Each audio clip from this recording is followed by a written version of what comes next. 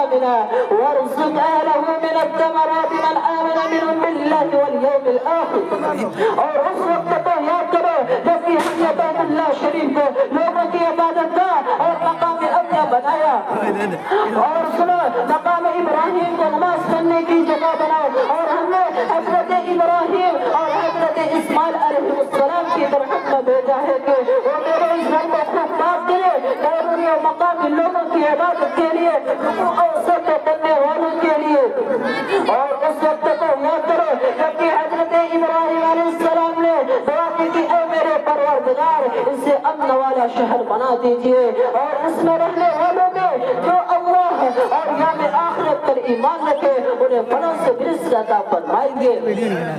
خانہ کعبہ کی تعمیر کے وقت حضرت ابراہیم اور حضرت اسماعیل علیہ السلام نے کیا کیا دعائیں کی سنیے. رب کائنات